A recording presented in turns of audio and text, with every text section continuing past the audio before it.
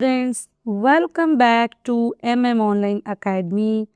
हम डेरिवेटिव के basic rules को समझ रहे हैं। इससे पहले मैंने आपसे जो वीडियो शेयर की थी वो पावर रूल ऑफ डेरिवेटिव थी।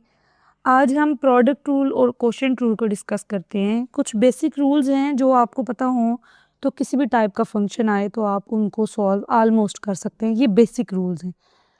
तो प्रोडक्ट रूल असल में क्या होता है? प्रोडक्ट का मतलब क्या है? प्रोडक्ट का मतलब है मल्टीप्लिकेशन। जब दो फंक्शंस आपस में मल्टीप्लाई हो रहे होते हैं और हमें उसका डेरिवेटिव फाइंड आउट करने की ज़रूरत पड़ती है तो वहाँ पे हम लगाते हैं प्रोडक्ट रूल। फॉर एग्ज़ाम्पल, यहाँ पे दो फंक्शंस हैं एफ ऑफ एक्स और जी ऑफ एक्स। ये आपस में मल्टीप्लाई हो रहे हैं और हमें लेना है इसका डेरिवेटिव। तो हम क्या करेंगे, डायरेक्ट हम इस पे डेरिवेटिव को अप्लाई नहीं करेंगे, हम उस पे प्रोडक्ट रूल को अप्लाई करेंगे। प्रोडक्ट रूल हमारे पास क्या है? फर्स्ट फंक्शन हमने एज इट इज़ रख देना है और डेरिवेटिव ले लेना है सेकेंड फंक्शन का, प्लस दरमियान में प्लस आएगा।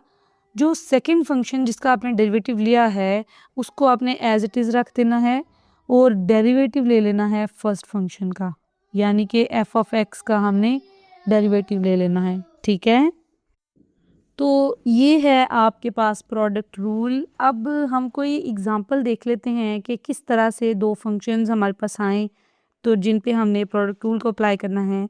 हमारे पास एग्जांपल 1 है। एक मैं अभी सिंपल एग्जांपल ले रही हूँ। हमारे पास दो फंक्शंस हैं x-5 एंड x+3। ठीक है, फॉर एग्जांपल ये हमारे पास दो फंक्शंस हैं और हमने इनको चाहें, देखें इन फंक्शंस को हम चाहें तो आपस में मल्टीप्लाई करके पावर रूल से भी कर सकते हैं, लेकिन बेसिकली यहाँ पे नॉर्मली हम प्रोडक्ट रूल को यूज़ करते हैं। अब क्या होगा, आप डेरिवेटिव को सबसे पहले आप स्टार्ट कहाँ से करेंगे? Let y is equal to these functions, यानी x-5 और x+3। ठीक है, हम ये कर लेते हैं, यहाँ x² + 3 लिख लेते हैं। तो ये हमारे पास फर्स्ट फंक्शन यहाँ पे बन गया है x-5 और सेकंड फंक्शन बन गया है x² + 3। अब यहाँ पे अगर हम प्रोडक्ट रूल को अप्लाई करना चाहते हैं तो क्या होगा? इस साइड पे तो हम कह देंगे dy/dx हम फाइंड आउट करना चाह रहे हैं, यानी डिफरेंशिएट ऑन बोथ साइड्स। तो फर्स्ट फंक्शन यानी x-5 को आप एज इट इज़ रहने देंगे और डेरिवेटिव को अप्लाई कर देंगे x² + 3 पे। ठीक है, प्लस अब x² + 3 को एज इट इज़ रहने दें और डेरिवेटिव को अप्लाई कर देंगे x-5 पे। ठीक है, तो इस तरह हमने इस पे अप्लाई कर दिया है प्रोडक्ट रूल। तो dy/dx बच्चों हमारे पास क्या आ जाएगा? x-5 तो एज इट इज़ रहेगा, डेरिवेटिव को x² पे अप्लाई करें तो अकॉर्डिंग टू पावर रूल हमारे पास आता है 2x, यानी वो होता है ना x की पावर n का डेरिवेटिव n(x(n-1), तो 2x2-1, 2x तो 2-1 1 ही होता है, तो इसका आ जाएगा 2x। अब कांस्टेंट का डेरिवेटिव मैंने आपको बड़ी डिटेल में बताया था कि 0 होता है। ठीक है, पावर रूल जो पीछे फंक्शन हमारे पास पावर रूल ऑफ डेरिवेटिव जो वीडियो है उसमें ये सारी चीज़ें हमने डिस्कस की थी, तो आप याद भी रख सकते हैं। कांस्टेंट का डेरिवेटिव हमारे पास होता है 0, तो ये तो आ जाएगा 0। इसी तरह x² + 3 जो फंक्शन है इसको आप एज इट इज़ छोड़ देंगे और x-5 का आप डेरिवेटिव ले लेंगे। x का डेरिवेटिव होता है 1 और कांस्टेंट का अगेन डेरिवेटिव 0 होता है। अब ये क्या आ जाएगा? x-5 और यहाँ से 2x आ जाएगा, ये x² + 3 और यहाँ से 1 आ जाएगा। इसको हम ओपन करेंगे तो 2x को अंदर x से मल्टीप्लाई करें तो ये आ जाएगा 2x², -5 को 2x से मल्टीप्लाई करें -10x आ जाएगा, x² + 3 को 1 से मल्टीप्लाई करें एग्जैक्टली वही सारा आ जाएगा, तो ये हम लिख देंगे 2x² + x², यानी जब बेस सेम होती है उन्हीं को हम ऐड करते हैं ना, तो ये आ जाएगा 3x², उसके बाद -10x + 3, ये हमारे पास आंसर आ जाएगा। आंसर को हमेशा हमने सिंप्लीफाइड फॉर्म में देना होता है, एक खूबसूरत उसका तरीका होना चाहिए देने का, सीधा पॉलिनोमियल होना चाहिए। तो यहाँ पे एग्ज़ाम्पल हमने एक डिस्कस कर ली है, एक और एग्ज़ाम्पल हम ले लेते हैं जब आपके पास प्रोडक्ट रूल के अलावा कोई चारा नहीं होता। एग्ज़ाम्पल नंबर 2 है आपके पास x² and sin x।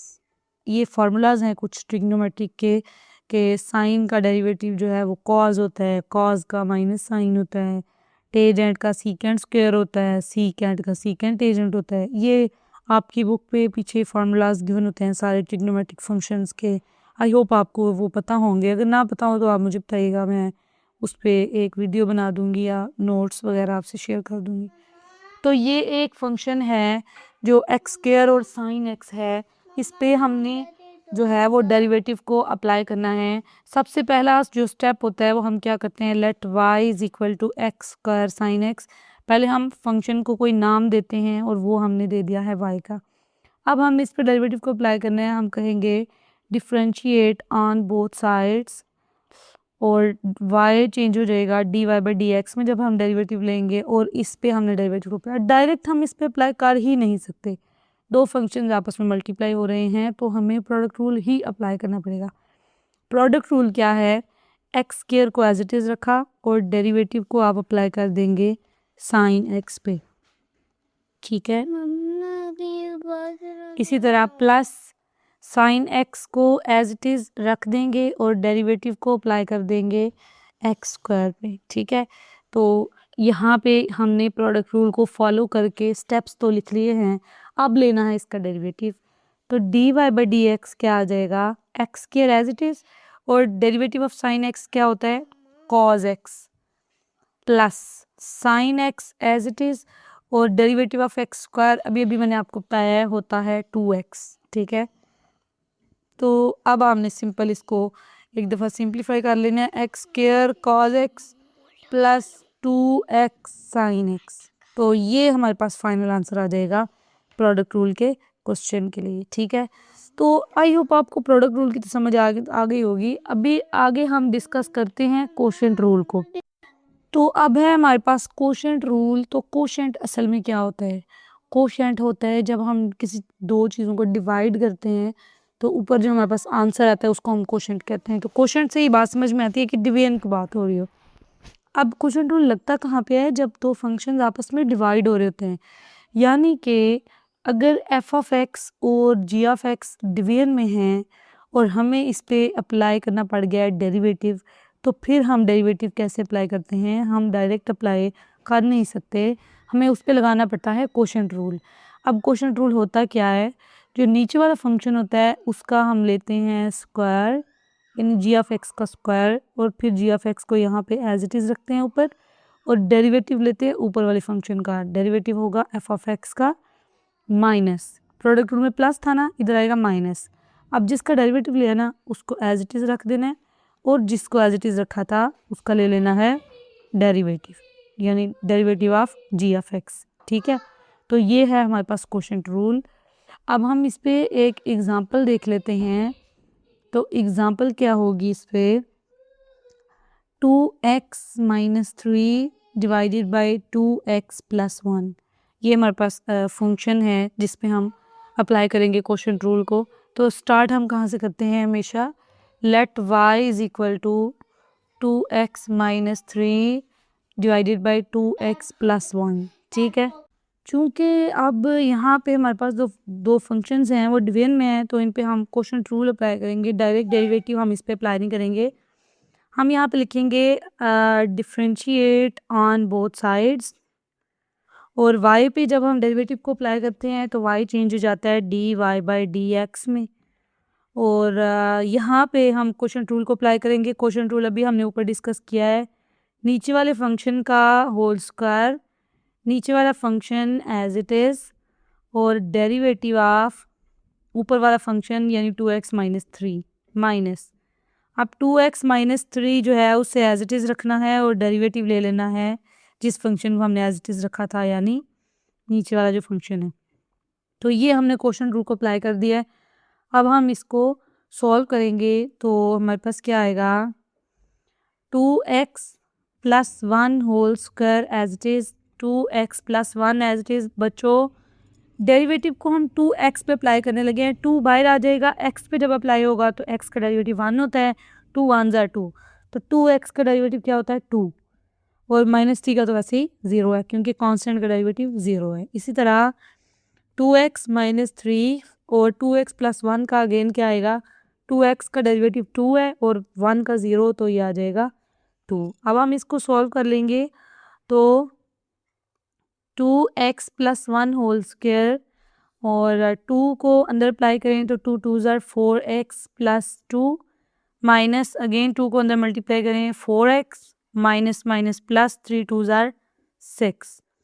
4x और माइनस 4x आपस में कैंसिल आउट हो जाएंगे और 6 + 2 आ जाएगा 8 divided by 2x + 1 whole square. ठीक है, तो इस तरह से हम यहाँ पे क्वोशंट रूल को अप्लाई करके हमने डेरिवेटिव निकाल लिया है।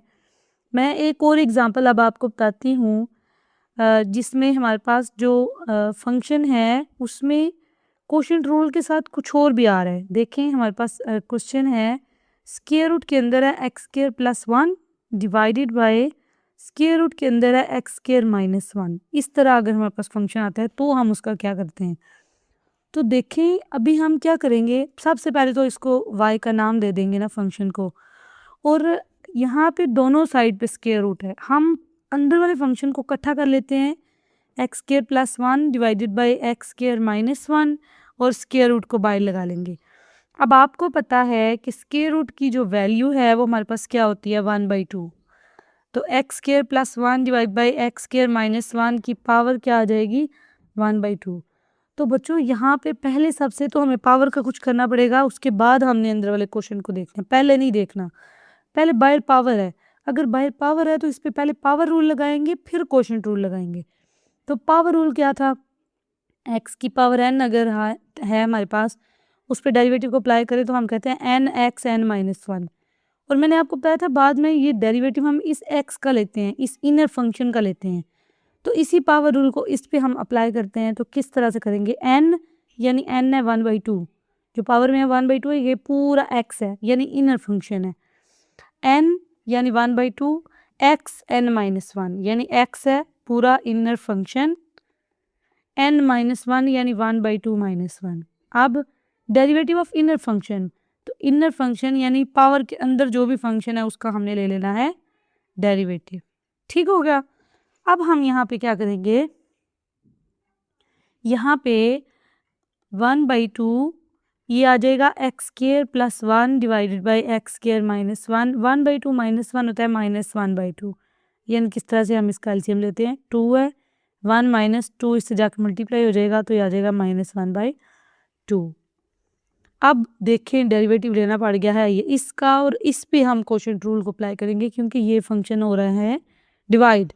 अब क्वोशंट रूल को किस तरह अप्लाई करते हैं, नीचे वाले फंक्शन का हमने स्क्वायर ले लिया, नीचे वाला फंक्शन एज इट इज़ रखेंगे, डेरिवेटिव ले लेंगे ऊपर वाले फंक्शन का यानी x² + 1 का, माइनस x² + 1 को एज इट इज़ रखेंगे और डेरिवेटिव ले लेंगे नीचे वाले फंक्शन का यानी x² - 1। ठीक है, तो अब 1/2 बच्चों पावर में -1/2 है, हम इसका रेसिप्रोकल लेंगे यानी x² + 1 और x² - 1 है ना।